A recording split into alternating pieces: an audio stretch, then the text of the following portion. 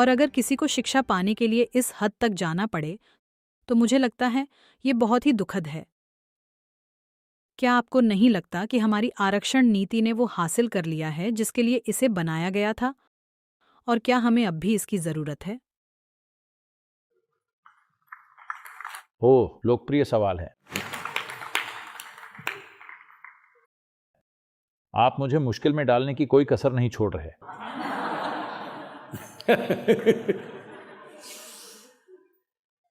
देखिए, आपको इसके पीछे के विचार को समझना होगा।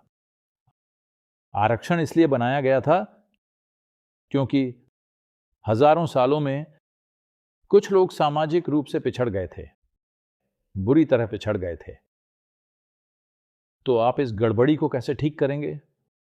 उन्हें थोड़ा बेहतर मौका देकर। पर साफ तौर पर इसे अधिकतम 50% रखा गया था, क्योंकि करीब 50 से 55% लोग ही सामाजिक रूप से पिछड़े हुए थे। Even that social disadvantage got exaggerated during the occupation time. और गुलामी के दौरान वो और ज्यादा पिछड़ गए। उससे पहले वो अपने अपने काम में बहुत सफल थे, काम अलग अलग थे, पर लोग तरक्की कर रहे थे। एक मोची अपना काम करके खुशहाल था और अलग अलग काम करने वाले दूसरे लोग भी सफल थे। वो सब खत्म हो गया। करीब 200 सालों में भयंकर गरीबी आ गई। दुनिया की सबसे बड़ी अर्थव्यवस्था से like below 100 as nation. हम 100वें नंबर से भी नीचे आ गए। दुनिया की अर्थव्यवस्था का लगभग 27% से 1947 तक हम सिर्फ 3.5% रह गए।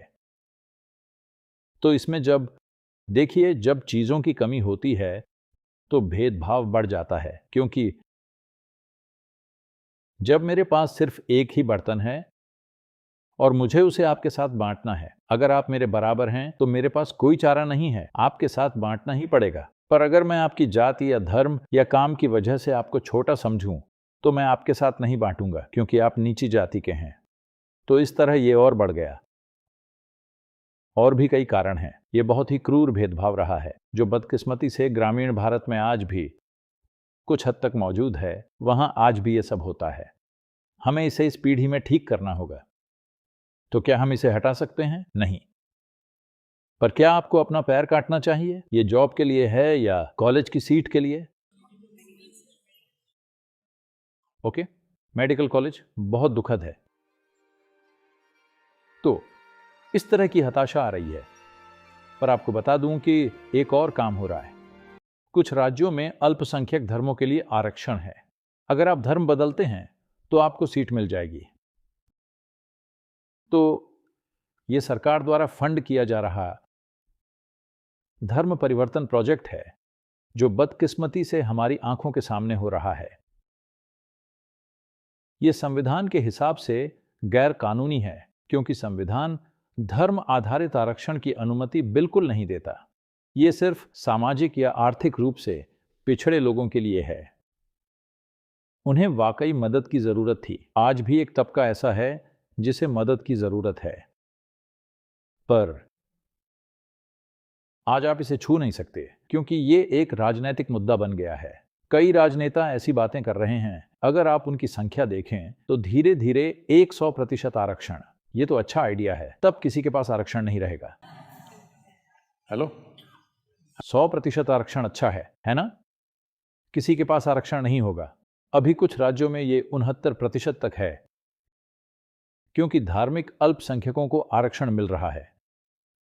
खैर, यह बेहद दुखद है कि एक नौजवान को मेडिकल कॉलेज में जाने के लिए अपना पैर काटना पड़े। तो क्या हमें आरक्षण हटा देना चाहिए? नहीं, मुझे ऐसा नहीं लगता। पर क्या हमें आरक्षण बढ़ाते रहना चाहिए? बिल्कुल भी नहीं। धीरे धीरे इसे कम किया जाना चाहिए।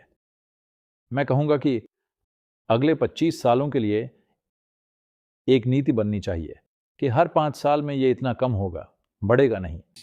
in 25 years, everybody catch the bus. इन 25 सालों में हर कोई बस पकड़ ले। और अगर कोई आपको बस पकड़ने से रोक रहा है तो उसे ठीक करने के लिए कानून होना चाहिए।